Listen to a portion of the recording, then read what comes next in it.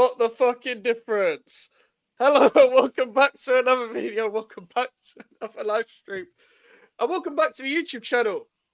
Make sure you are liking the video and subscribing if you are new. We are back again with another episode of the GVO show. Big up to Hano in the chat. I'm back with Alfie. Big up to Alfie What's for up, joining guys? again. Obviously, I need to link it in the title actually, but I will link Alfie's channel in the title as always. So make sure to go and subscribe to Alfie as well. And we're gonna, instead of obviously reviewing a game week because it's international break, unfortunately, we're previewing a game week. So we've got some games coming up, of course, this weekend, and yeah, we're just gonna preview all the games. But obviously, GVO Mike's at Twitter, Instagram, and TikTok if you want to follow me. And obviously, we're trying to hit 1K before the end of the year. Or not before the end of the year, but just as soon as possible. I'm just used to saying before the end of the year after hitting 500.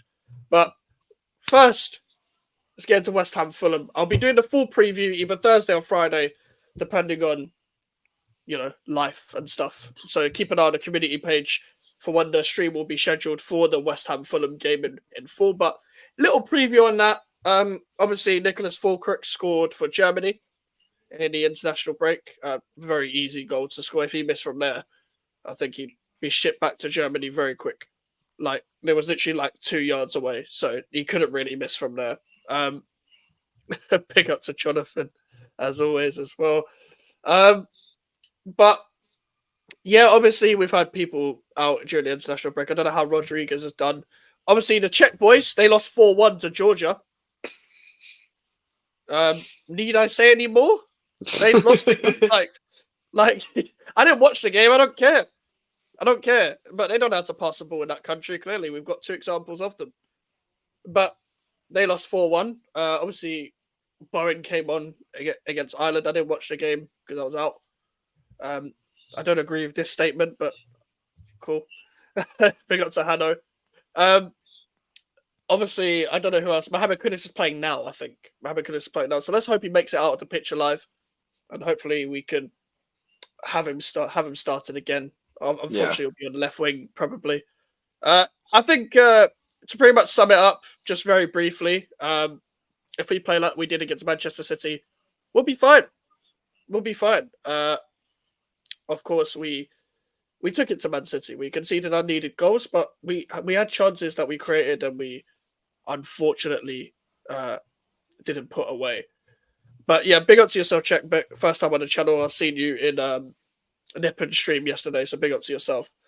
And I've seen you in the comments. But yeah, overall, I'm not too worried about Fulham. They've had a good transfer window. They've got some good players, but if we defend the way we've defended, we should be fine. We should be fine with the likes of Wan-Bissaka. Hopefully, Todibo starts. Max Kilman, obviously having a good season that he's having. Emerson, I know he made a mistake against Man City, but I think he's been fine. And that we just need to get that back four used to each other as well. But overall, quietly confident about that game. But usually when I'm quietly confident, that means we lose because I always predict a loss and we usually win. So the Mike's curse strikes once again. But let's get on to the big game of the weekend, because if you guys want the full West Ham Fulham preview, check out the community page where I'll be either doing a stream Thursday or Friday. So just keep an eye on that. It's probably going to be Thursday at 10 p.m. But we've got some other games to get into. And Alfie, North London derby. Now, obviously, you guys drew against Brighton at home. But also, Rice red card, so he's not going to play. You've got other options in midfield. Obviously, Marino's injured. Calafiori's picked up a knock. But the transfer window's done. Now it's just kick on. First game after the international break is the North London derby, and it's a ground where you've won twice in a row after not being able to win there for a long time. So what do you think of the game overall going into it? I mean, it's always a big game. Doesn't matter what time of the season it is. Doesn't matter where each team is in the table. The North London derby is always one of the biggest games in the league. One of the biggest games in European football, in my opinion. And despite the fact that we've lost Rice, despite the fact we're not going to be able to see Marino for a little while, I'm fairly confident that we could get a good result at Tottenham. Yeah, obviously they're shit. Like going forward, and you guys Facts.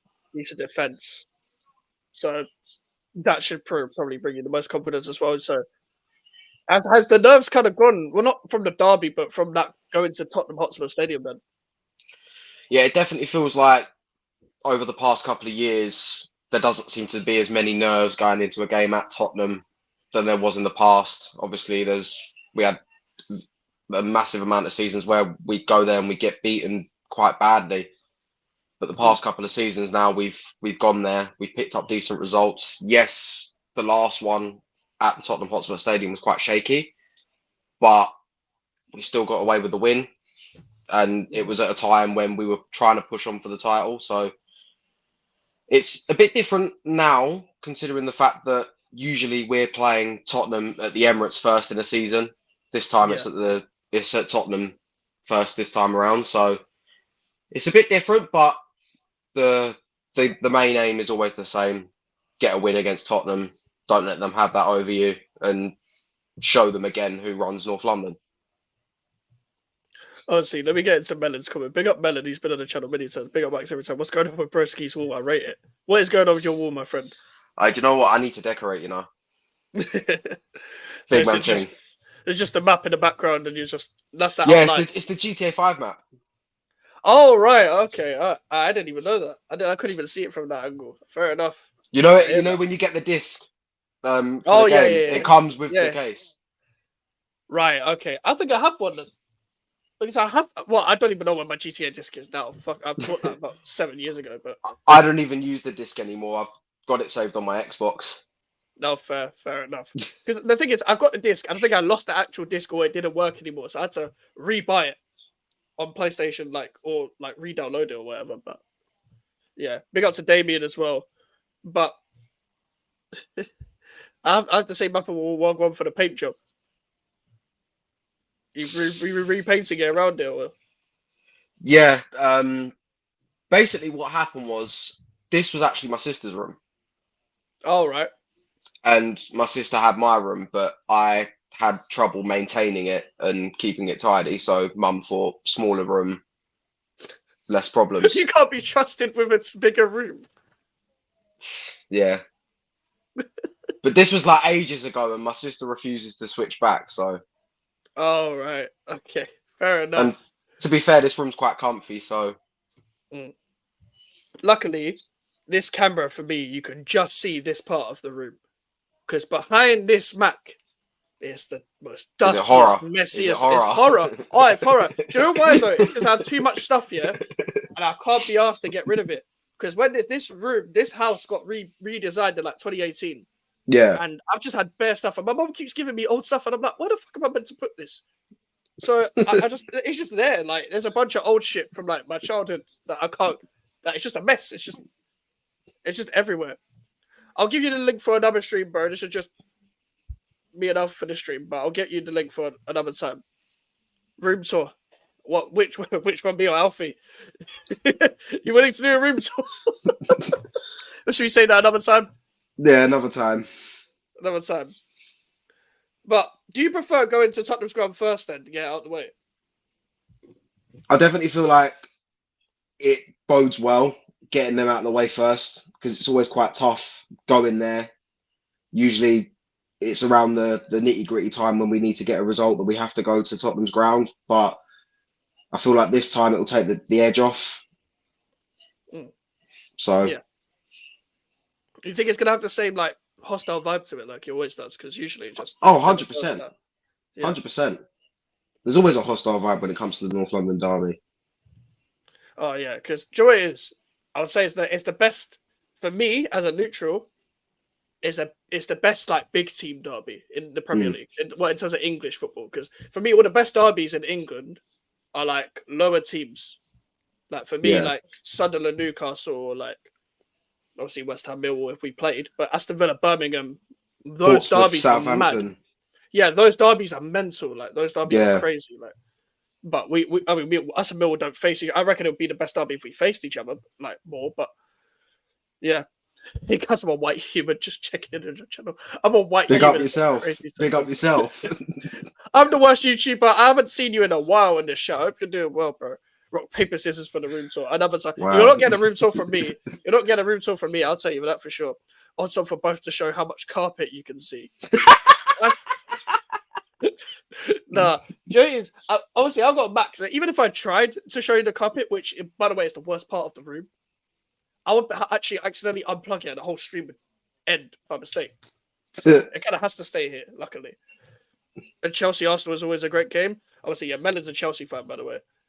But yeah, Chelsea Arsenal, I always used to actually put over Arsenal Tottenham at times because when it happens, it's kind of like there's less of the chat, and then straight into the game, it's like both teams are very competitive. Apart from the 5-0 from last year, like usually both teams are very competitive, and it's like more of a rivalry there because both teams are more likely to win something rather than Tottenham being Tottenham. Yeah. But also, oh yeah, Palace Millwall. Do you know what it is? Both two Southeast teams, yeah. Two shit clubs. But with Palace Millwall, I remember that Elise game. I remember when they faced each other in the FA Cup, Michael Elise scored and he was getting abused from the Millwall fans. He just didn't care. He just went like that. So in the corner. I loved how I remember from that game he wore boots to match the colour of the kit. Yeah. Yeah. Like that's Michael Elise for you. Just does himself, doesn't speak. It's his own vibe, man. I enjoyed it. I saw his video, yeah. He did his initiation for the French team. He did a Roddy Rich song. He should have done a Digger D song for the bands because everyone says he looks like him. Everyone says he actually does. He actually does. The thing is, he actually does. And they're both from West London, so that's even madder in itself. But I can hear him shouting, "Wait." Yeah, like if he did that, obviously the French team wouldn't understand it, but still, it would be jokes. All right, let's get into your lineup.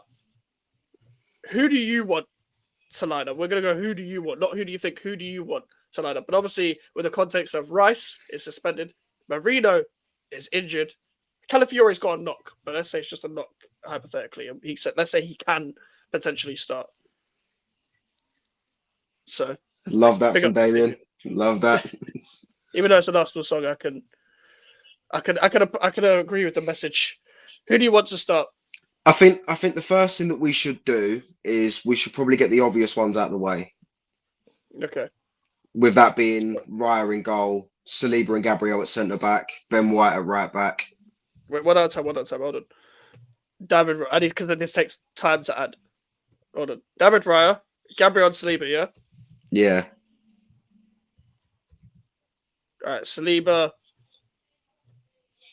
Gabriel. There's a lot of people called Gabriel. Jesus Christ. Yeah, we've got 3 of them. Yeah, you got too many Gabriels, bro. And only one of them's good. Okay, it doesn't do first names. Cool. Who else? Saka. Yep, Saka. Makes sense. All right, Saka on the right. And Erdegaard in the middle. Okay, Erdegaard, that typical right-hand side.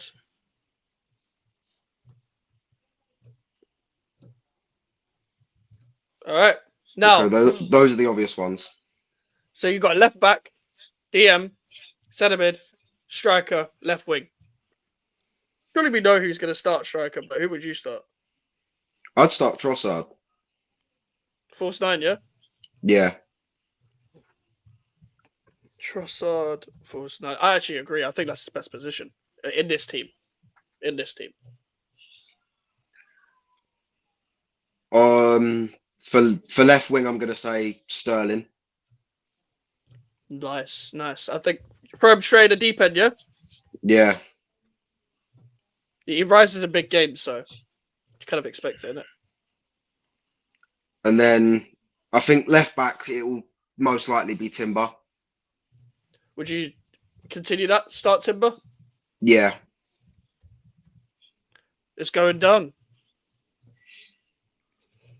And then in the DM role, I'd go with Partey, and the other centre mid, I'd go Havertz. And that's simply because that simply is because of the way that the formation's put up. I've seen that Ødegaard, I think he'll probably drop back into that number 8 role, and you'll have Havertz in the 10. Oh wow, that's interesting because Havertz hasn't really shined as a midfielder yet for Arsenal, only as a striker. But that could probably work against Tottenham still because, listen, let's be honest, Tottenham's midfielders are good.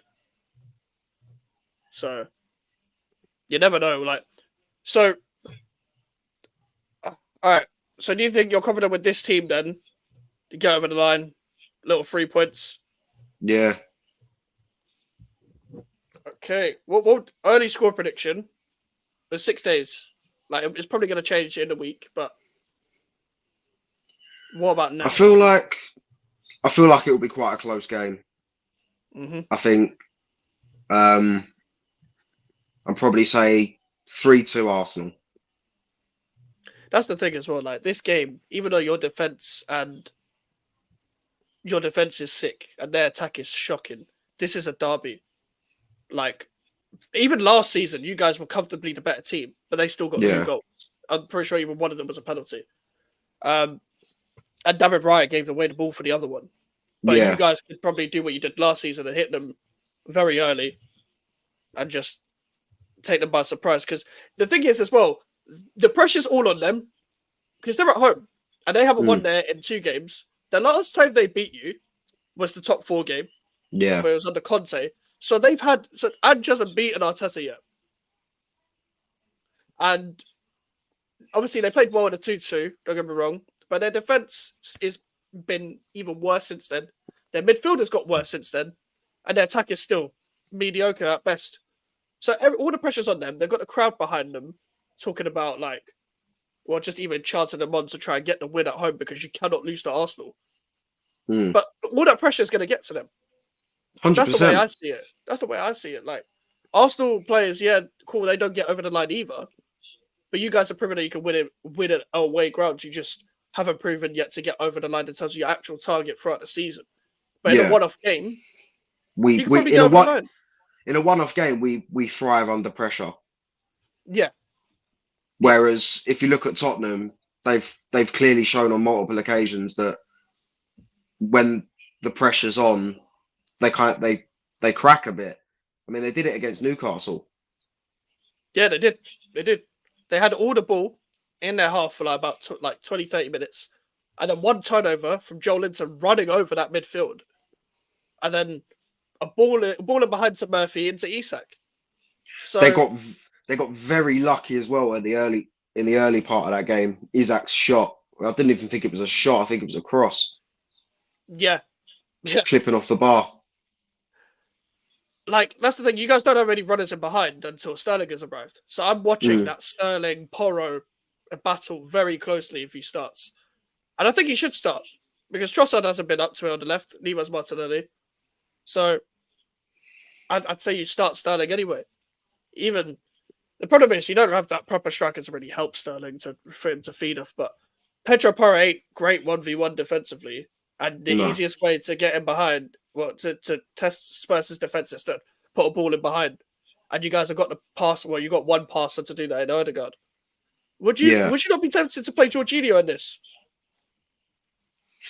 I don't know. I think I'm only saying Partey simply because he's played the first 3 games, whereas Jorginho, he hasn't really had a minute. Mm-hmm. So to bring him in straight away, I know I brought Sterling straight away, but on the other hand, I thought that if we'd have got Sterling over the line quicker, he may have played in the game against Brighton. Yeah. So yeah, true. That's the thing. The Sterling thing was so out of the blue, wasn't it? It was like an opportunity to have on deadline day. Yeah. It just came up because everyone. I thought he was going to end up at Man United. In the end, the Sancho thing, but Chelsea ended up just getting Sancho. I'm just glad he didn't end up at Man United because let's face it, things would have got a lot worse if Raheem Sterling had ended up at Man United. What, for Arsenal? No, it would have ended up a lot worse in terms of him as a player. Oh yeah, for sure. Because that solves nothing. It doesn't solve anything for them because if they had a front three and they just added Raheem Sterling to it, like it's an upgrade on Rashford and Garnacho, but it isn't much of an upgrade in terms of like consistency. Like Sterling has as a general better player, but he's shot of confidence, and going into a side like Man United, it's not going to help your it's not going to help your confidence at all. You're just been thrown in a fire, pretty much. That's the thing. I agree with Damien though. I do think he will. I do think if we're looking at Arteta's perspective, he's going to play Havertz up top. Yeah. But that also points out to me that I think he's going to switch it up a bit and put Jorginho and Partey in the midfield with Erdogan just roaming around. They might try and control the game a lot more. Because even though, what's it called? That could get run over physically. Yeah. Because we've seen Morgan Rogers get Rice and Jorginho. Rice is the best physically in midfield, like in your midfield. But getting, like, unless it's Maddison, you ain't got anyone to run at them from Tottenham's perspective. No. So even though Tottenham want the ball, Tottenham leave a lot of space. So if you guys get the ball, Jorginho and Partey ball over the top. That's why I think how it might be Havertz up top and then Jorginho in there. I think other than that, if we're looking at it from Arteta's point of view, I think that would be the starting 11. Because there seems to be a lot of hype around Sterling in training. So they seem to be trying to get him ready for that game. They seem to really desperately need Raheem Sterling all of a sudden, even though it was a last-minute target, which is quite confusing in itself. But that is the North London derby previewed. Obviously, getting on to the other games. Let's start with the early kickoff because we just talked about them briefly. Manchester United are going to Southampton. Now, Southampton haven't won a game. Man United have embarrassed themselves against Brighton and against Liverpool. Could it happen, Alfie, that Southampton get their first win and it's at home against Manchester United? Could it happen?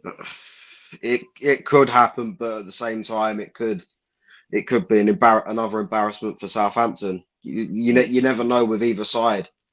I mean, especially with Man United, they could either turn up and play like shit at St Mary's, or they could turn up and put 9 past them. Yeah, I remember that. 9-0 under Solskjaer. They lost 9-0 twice in their history. You know how embarrassing that is. I know they had a red card in both games, but to lose 9-0 with 10 men, like it's still 10 men. It's not like you had like 7. Exactly. Like you can still like switch it up. You can play like a 5-3-1 or some shit. Just park the bus a bit. But they didn't. They got absolutely panned twice, and it wasn't even by like world class teams. This is by Brendan Rodgers' Leicester and Ole Gunnar Solskjaer's Man United. They weren't world class teams. No. This is, I don't even know, man. That they still have the same defenders from then, though. Jan Bednarek is still there. Jack Stevens is still there. And they're trying to play up for the back with them. That's the thing. Like, Man United just pressed them. Southampton are going to shit themselves. And I know I said that Man United, for example, I know I said Southampton would survive. But I thought they would be much more, like, smart than this. But turns out this manager, because he's never really experienced the Premier League before, seems a bit lost at sea. And you see that with a lot of Premier League managers, like, happened to Company, happened to Rob Edwards as well. Like, you just get run over in this league. I'm slightly supporting Arsenal versus Spurs. I want the pressure to start piling on Ange. That's the thing as well. I don't give a fuck who loses. I just want someone to lose. That's what I always... every time I watch the North London derby, someone lose. I don't want to draw. If I want to draw, can't laugh at anyone. Because I'm like, well, it's a draw. Everyone gets a point in the end. But yeah, I just need someone to lose. Like, same with when Chelsea face either of them teams. I want someone to lose. Just someone lose. Because then someone's pissed off. Either Spurs are down the drain. Or I just want Spurs to lose. Well, yeah, no shit. No fucking shit. Oh, man. But Man United are going to Southampton. It's almost written in the stars that like everyone's going to be like, you know what, Southampton could do something here because Man United are early kickoff and they're going to St Mary's and all that. And then all of a sudden they just score in like the second minute, and then Southampton are chasing the game, and then they're under pressure. Man United are under pressure, and Southampton just keep missing chance after chance after chance. That seems to be how the game goes in my head, because Southampton don't have to struggle with quality. I think a lot of Manchester United's poor results, and I think the organisers of the Premier League need to look at this. A lot of them either happen when they're the lunchtime kickoff on a Saturday or the main event kickoff on a Super Sunday. Yeah. Any other time, they're decent. Oh, yeah. Like, oh, that's how washed up Man United, though. They're so washed. I've been saying this, though. I went on the Rest's channel on his prediction video, big up to our Rest, and I said 8th. People can see the clip on his Instagram. I said 8th. I said Man United will finish 8th. And I might come back to Premier League predictions later in this, but I just don't see, like, not even necessarily I don't see the improvement. I see, okay, you can press a bit. That doesn't solve everything. You guys were giving away the ball under pressure, like, constantly against Liverpool. And you keep doing that against teams. Yeah, it's Liverpool, it's Salah and that. But other teams are gonna absolutely pile on you if you keep playing like that. Does Casemiro start? Do you think Casemiro starts after that shit show? No. Because that's the thing. Who do they play in midfield? Because you got bench for a youngster. Well, you got subbed for a youngster. So they're playing Collier, the youngster against Southampton. Or Ugarte. Yeah, I was about to say Ugarte. Maybe they start him. But do you know what I don't get? Do you know why Ten Hag is spiraling now? Why? Because he said that Ugarte needs to take either games, weeks, months for him to be prepared for the fitness of the Premier League. But then Ugarte started for his country. So that's what I don't get. His manager makes no sense from a Man United perspective. It just feels like he's making it up as he goes along. Oh, yeah, for sure. Like, he seems to be lashing out too much as well. I feel like when you see a manager's under pressure as well, like, they just start lashing out at the media. They start getting so defensive. I saw that with Moyes last season. I saw that with a few managers. I saw that with Pochettino last season. Like, managers just under pressure when they face the media, they're like, fuck it. Fuck the rule book. I'm actually going to start giving people headlines now. They start shitting themselves in the media. And Ten Hag's one of them. Like, you saw it even with previous Man United managers. Saw it Van Gaal, Mourinho, even Solskjaer. Solskjaer was chatting a bag of shit all the time. Mourinho was like, 3 for me, 2 for them. Respect. He did all of that. Like, they start getting defensive. You had Louis Van Gaal talking about telling the press to enjoy the wine and a mince pie at Christmas. Yeah. Because he was pissed off of what they were saying. Yeah. He said, Louis Van Gaal's army! And all of that. I remember that. Or when he was explaining how Fellaini's hair was pulled. Only in sexual masochism. I was thinking of that one. You know, Shall I grab it with your hair? Our back four is so superior to their bikes, and so is Arsenal's. That's the thing as well. Like, if I'm looking at my team, and I'm looking at, okay, we're better than Man United, and I'm a West Ham fan, there's something wrong with Man United, and there's something going well with us. Because, well, I'm looking at Man United, and never in my lifetime would I be saying, I'd take this player over your player in this position. That shouldn't ever happen. Ever. No. Ever. Even when we had, like, before my time, when we had, like, Di Canio, they had, like, Cantona and Andy Cole and all these players, like, before my time. Even in my time where we had Payet, they had, well, they didn't have anyone. Payet would have got in their team back then, which is mad. It's all started from there. But looking at a back four, I would rather have a back four of Wan-Bissaka, ironically from Manchester United, Saliba, Kilman, and Emerson over their back four, or even with fully fit Luke Shaw. I'm not taking Luke Shaw over Emerson. Luke Shaw should be world class by now for someone who was deemed a wonder kid in 2014, and it's now 2024. Well, we're still talking about, but wait until Luke Shaw is fit. What is he going to do? He's been part of the mediocrity himself. If Burger King didn't exist, we'd know what we might get a different Luke Shaw. But Burger King does exist.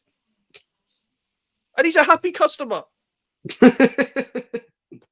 So we're getting the same Luke Shaw every year. He loves a Whopper. Oh, yeah. Pause. I compared to Ten Hag and Moyes interview once. Even Moyes was much more chill than Ten Hag. Even Moyes, when Moyes was like lashing out, he would say it in a calm manner. Ten Hag is like, hey, you think it's a coaching problem? And he starts raising his voice like, bro, chill the fuck out. Why are you shouting? Mourinho's still the best manager since Ferguson at United. Yeah, he won 2 trophies. I completely agree. Solskjaer won nothing. Van Gaal won the FA Cup. Fair enough. But Mourinho won 2 trophies. So did Ten Hag. but Mourinho, you saw at least more of an identity.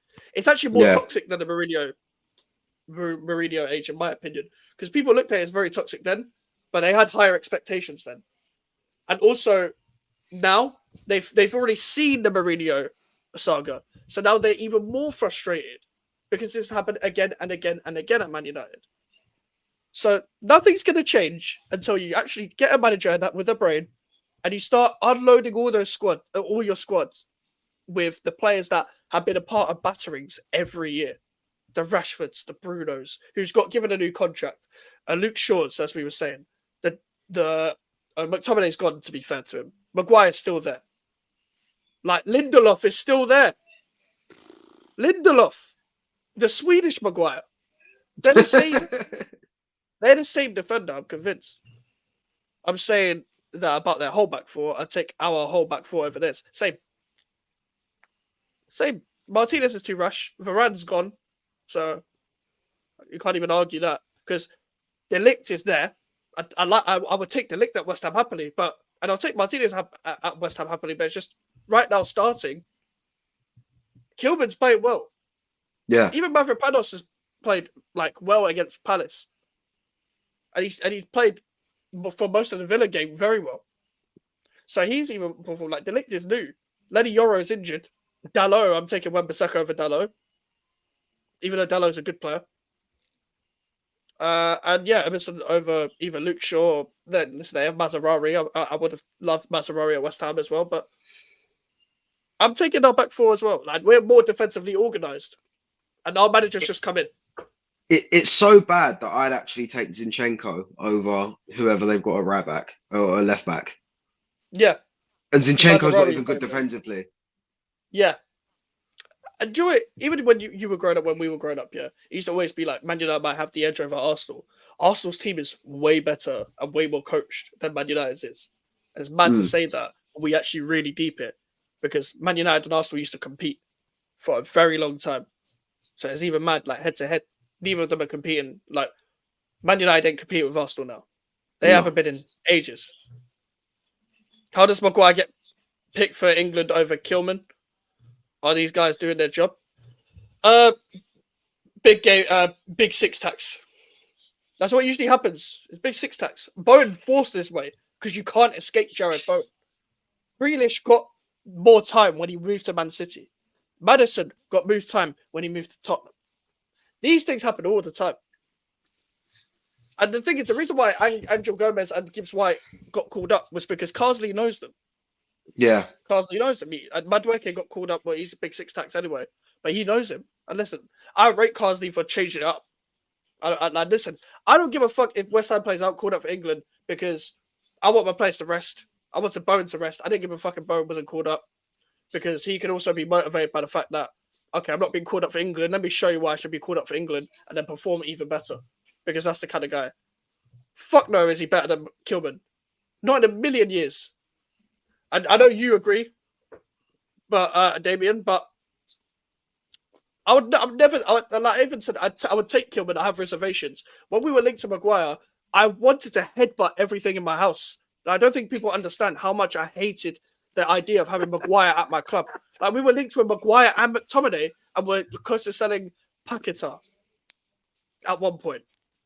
Could you imagine if Maguire and McTominay joined West Ham and Paquetá left? I would be steaming. Luckily, they didn't want to come to us. I don't know how McTominay has ended up at Napoli. I don't know how he's managed to fool the whole world into thinking he deserves to get a move to Napoli. Yeah, exactly. Fuck no. I knew Kimmel would be fine. I see how switched on he looked at Wolves. Yeah, that's the thing. Like, we'll see how it goes into the season, like longer on. But he's been our best player so far. But okay, let's do game week, the whole game week predictions then. So my early prediction, I'll do my North London prediction first because I haven't done it. I'm going with 2-1 Arsenal because Arsenal are used to winning at Tottenham now. So I don't think Tottenham are going to offer much. I know like form goes out the window when it comes to North London derby. And yes, it does, but their quality is that shit. Like Son hasn't turned up in a while. It's been a while. Forget Everton. Turn up against a big team. It's been a while. West Ham, Fulham. Right now, I'd say 1-0 West Ham. I'd say 1-0 West Ham, just because I think we'll get over the line, we'll score a goal, but we'll be defensively organised enough to shield them away from scoring because they've got a Adama Traore and players like that. Iwobi and them, man. That's it. The only one that really scares me is Smith Rowe. That's it. But other than that, I don't care about the rest. My man. He ain't your man anymore. You still isn't here, bro. You still isn't here. Could have had him in the starting 11. Could have had him in the starting 11 at Tottenham. He would have fucking scored as well. Yeah. 2-1 West Ham. Fairs. What do you think of Fulham West Ham? Score prediction? I think it will be quite close as well.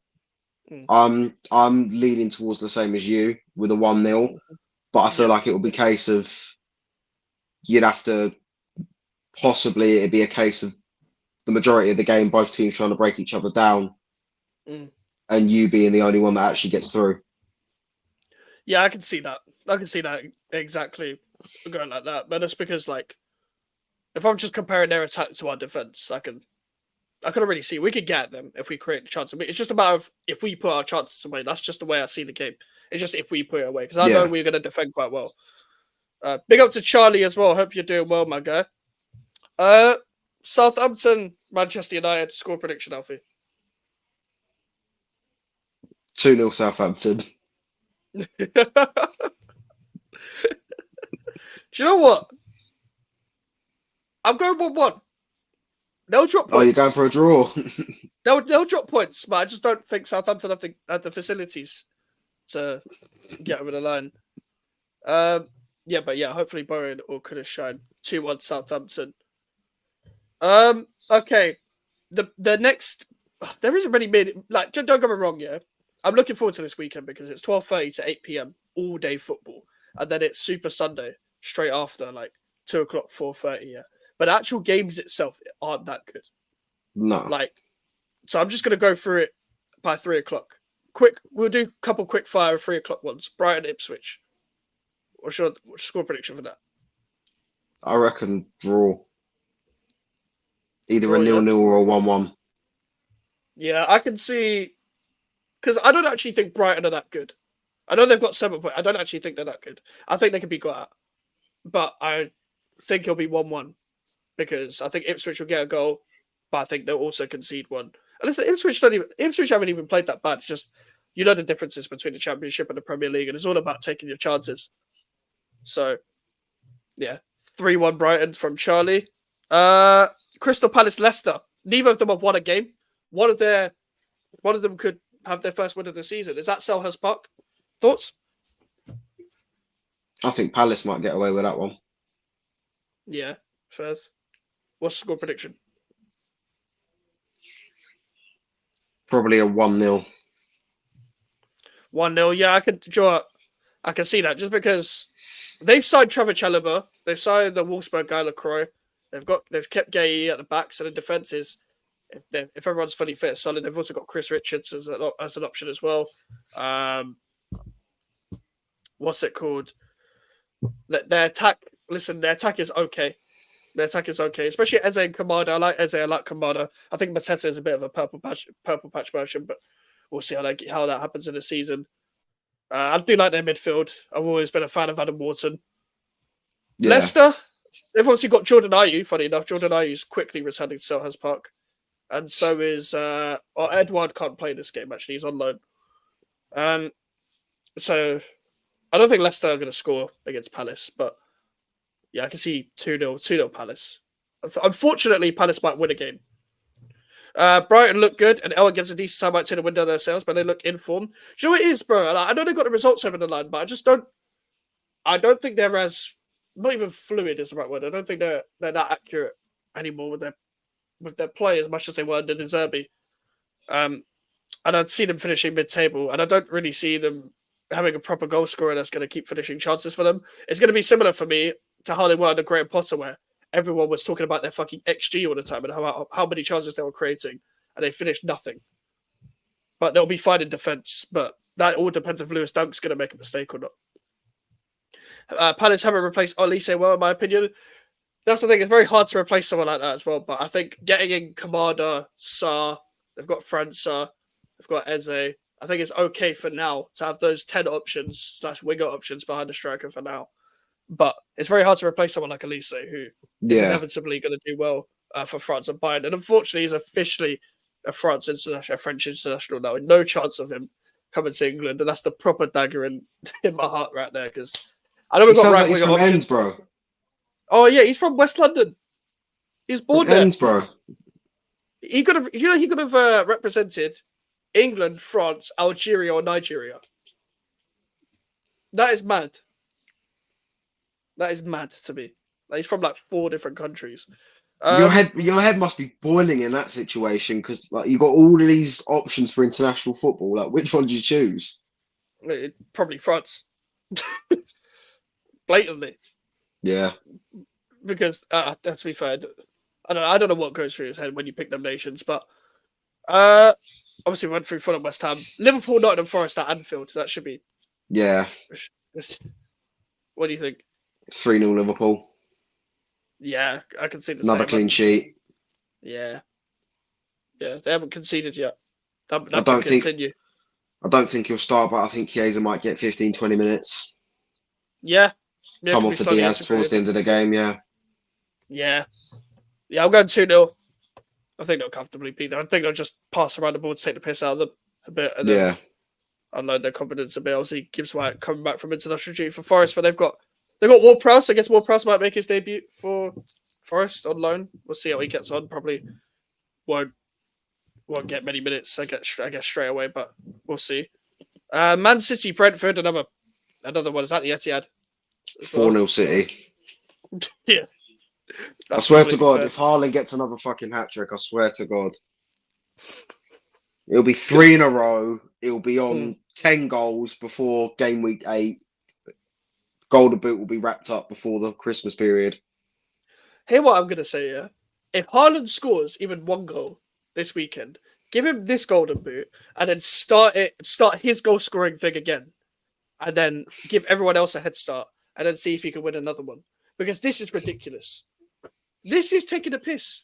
I've not seen goal-scoring like this. I get it's around City. You're going to get a lot of chances, but not everyone can just be put there and score 40 goals or whatever. Like, a lot of strikers will miss chances. Like, there's a reason why they signed the best of the best and not just anyone. Like, like Calvert-Lewin ain't getting goals. No way. Like, Calvert-Lewin's shocking. Like, you can't throw anyone there. See, that's one of the things about Haaland's goal scoring. It's not just the fact that he's getting all the goals; it's the service that he's getting as well. He's getting the service from quality players. Oh yeah, like imagine from every side you got either Savio, Doku, well forget Doku, De Bruyne, Silva, Grealish. Like it's ridiculous. Even they got Gundogan again in midfield. Big up to Ryan as always. Hope you're doing well, my guy. I guarantee for a fact that Rory Jennings is sat there going, "I'm really cocked up with this one." Nah, he knows what he's doing, bro. He just says shit for the camera. Like that's the thing. He just says shit because he can say shit. Like he's perfect for like that talk sport realm of pundit. Like, is this been told by a reliable source, Charlie? Because I know Madrid probably want him. They probably want him, but are they going to get him? And have they really scouted Saliba? Let me know what source said it, and we'll look into that. Because this is the thing, like, it would even be hard for Real Madrid to get a Saliba anyway, just because of the price tag. But if you guys don't win things soon, players like Saliba are going to be like, I've got an offer from Real Madrid. Yeah.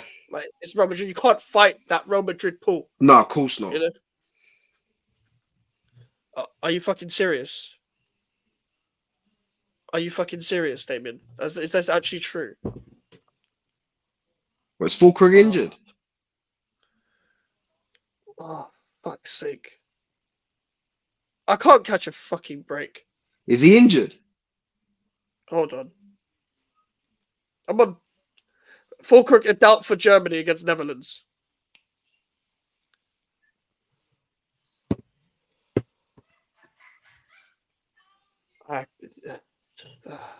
Fuck me. Reported by Claren Booth. Okay. They had scouts at the Villa game. I think it was the Athletic. Okay, that's quite reliable from the Saliba thing, but I disagree. But I'm not debating this. Like, we aren't going to give him a fucking chance anyway. This guy hasn't fucking started. Oh, for fuck's sake, man. Every time we get a fucking striker at this club. Every time. I hope it's not anything fucking serious. But moving on. Let's just move on for now. Yeah, doesn't mean I'm wrong all the time. And also thought he suited the fucking system better because it'd be better going forward. But I'm not wrong all the time, Damien. Aston Villa, Everton, 5:30. That's the Villa. Well, the life. Yeah, I mean, Everton haven't won yet. We saw what happened against them with Bournemouth. What's your score prediction? 3-1. Yeah, I reckon they get an early goal and then it just goes downhill from there. yeah, Joe, I can see that happening. That's the thing. I don't get in 2024 how you could be starting Michael Keane. It's 2024. I know he scored, but last game I don't care. Like, Michael Keane and Tarkowski is a washed centre-back partnership. It's 2024. Get with the times. You can have out-and-out brute defenders, but they got to have something a bit more than that. And you can't be, using the same things to get similar results, or whatever the fucking saying is, like, or doing the same thing and expecting different results. That's the thing. That's what Sean Dyche is. He's one of them molds of managers. Like, the definition of insanity. Yeah, the definition of insanity. Like, they just got brutes, and they've got a couple good players on the ball, but they don't utilize them. Villa, on the other hand, they'll bounce. But what was Arsenal the last game? No, it wasn't. It was the other game. Leicester. They won against Leicester, so they'll carry on that confidence into that. I think they'll get over the line. I think 2-0. I don't even think Everton score. I don't even think Everton get the ball half the time. I remember this happened. This game happened last season, and Aston Villa just wiped the floor with Everton at their stadium. Like, they just bullied them with all the pace and power. I think they can't that Everton defense can't handle pace either. Like, anyone running at them, they just shit themselves. They just shit themselves. It's too slow. Kind of a slow. And the right back option as well. Apparently, Seamus Coleman's injured. Not that he's 2024 ready, but he's injured again. So Ashley Young again against Villa. Jesus Christ, man! What is Sean Dyche playing at? I know people including myself, thought like Sean Dyche was going to stabilize Everton again, but this is why people are worried and people think that it's going to bust because of shit like this. Like, this is 2024, and we're talking about Ashley Young and Michael Keane. When I was growing up, Ashley Young was playing for Aston Villa on the wing, and now we're talking in 2024 about Ashley Young playing right back for Everton in 2024. What are we doing? Yeah, exactly. Ashley Young's a good player in the Premier League. Like, he had a great career, but he got red carded in the first game. They played a youngster against Tottenham, held his own, but they didn't really get him. Then Coleman comes in and plays like a lazy bastard against Bournemouth. Their right back options are shocking. Where is Patterson? Where is Nathan Patterson? I thought he was out here. Turns out not. But next game, Bournemouth-Chelsea, 8 o'clock on the Saturday at Bournemouth. 2-2 draw. Mm-hmm. Sorry to the Chelsea fans watching, but Bournemouth have got a good team. Yeah. And it's almost a case of, when you look at Chelsea games, it's almost a case that they have to outscore the opponent every time, even if that means conceding some. Yeah. That's the thing. I don't know how to call this game because Ashley Old is watching it. Ashley Young is ready to be a pundit. But this game is just like, with Chelsea, they will look good for like 70 minutes and not finish their chances. And then they'll concede some shit goal because their defense isn't great. No. They can be got at. I think 1-1. I think Bournemouth don't have many goals in them. I know they scored 3 against Everton, but that's because Everton mainly capitulated. I think I do like the way Bournemouth play. Their manager, their style of play, etc. And their players they have. Semenyo started off the season really well. I just don't think they have enough goals in them. But I don't believe they lose this game. I just can't see Chelsea winning it. So it's very hard to call between these two. So I'll go 1-1. And obviously, we've already done Tottenham Arsenal. So Wolves Newcastle at 4:30. 2-0 Newcastle. Yeah. Again, for me, hard to call. I think draw again because actually no. Wolves in defense. Now fuck that. Newcastle 2-1. Newcastle 2-1. I think Newcastle will edge that. Wolves don't look great this season. I know Newcastle don't either, but they still somehow got points. I don't know how Newcastle haven't lost a game yet because in every game they've played as well, I know they've got 7 points, but they haven't looked great. They didn't look great against Bournemouth. They didn't even look good against Tottenham, but they still beat them. Yeah, they've been second best in every game, but got over the line. Yeah, and they were dominated by Southampton, but that domination meant nothing. Even though they had 10 men, they still beat Southampton. I just don't know how they're getting over the line, but it's going to bite Eddie Howe in the arse, the fact that he's playing Dan Burn still. Like, till this day. He's got left-back options, and he's still playing Dan Burn with Lloyd Kelly, which doesn't make any sense. But it is what it is. It is what it is. But that is the predicted games. Overall, Alfie, when you look at, obviously the transfer window's ended. It's a week on now. Has it changed any of your predictions that you may have predicted towards the start of the season?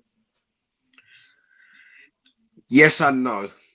I feel like if we'd have got a striker, I know I sound like a broken record when I talk about this, but many Arsenal fans have been saying the exact same thing. If we'd have got a striker, I'd have felt a bit more confident going into a season to get the league title. But because we haven't got a striker, I feel like we will struggle. But I still think we'll get over the line just about. Fair enough. I can't like without that striker. I just can't see it. Especially with your left winger options as Trossard, Martinelli, and Sterling. Don't do enough for me. I want to see how you work your midfield with Marino whenever he comes back. Obviously, with Rice playing slightly forward now and Partey being gone, I don't think your midfield's been great. But your defense still looks good. You don't concede goals, so it's very up in the air for me. What about any other teams that you may predict? Like, did anyone change your mind drastically, going up or down? Maybe. I feel like I predicted Man United to finish higher than they actually will. I think I predicted United to finish 6th. But I think now I'm looking at either 8th or 9th.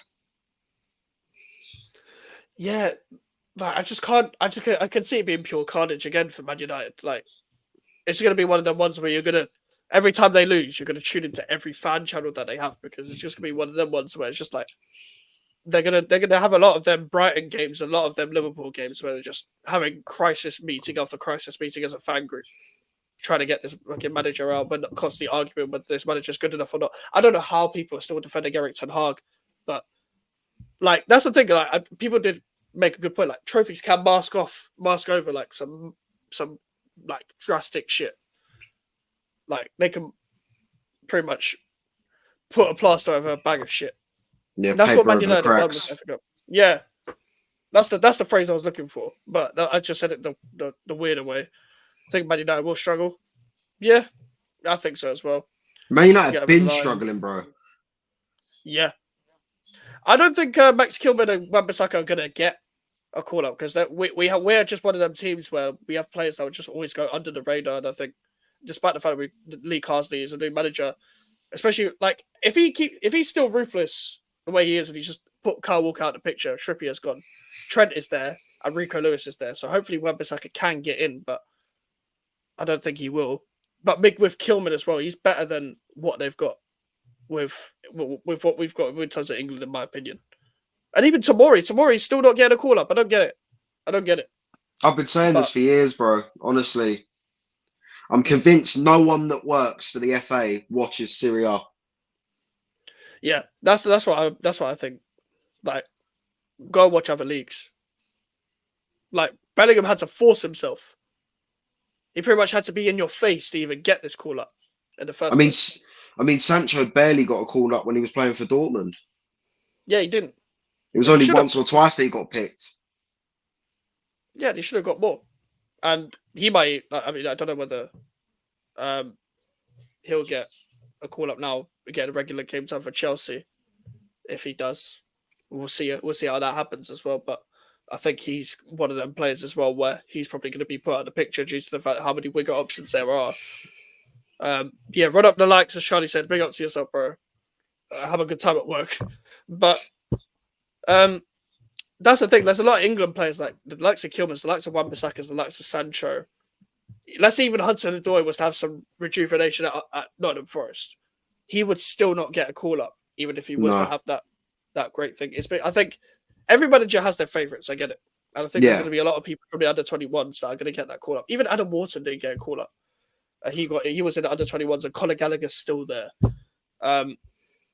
Listen, it'll be better football. They'll get a better out of the youngsters and stuff like that as well. But I don't see any of our players getting a chance. I don't see any of the players that are not the bigger names getting a chance. It's just, for me, it's just a names game and favourites game. They should have every top 100 players televised. Kilman is so clear of certain centre backs in that side. It's a joke. I agree. Listen, imagine like you're playing a ball playing side. Everyone's fully fair. You've got Kilman and Stones in your team. You're keeping the ball. You're keeping the ball. The ball's not. They're not losing the ball. Even if it's Kilman Gay, even if it's Stones Gay or whatever, which was the partnership that happened in the Euros and what should have been. Even if it's Tamori, like those four should be the centre backs now. Even if, and then you've got Branthwaite coming through. When he eventually comes back, wherever he is right now from injury, and gets a chance again. Like they've got good centre back options. Like, cool, Harry Maguire does play well for England, but these kind of players should be phased out.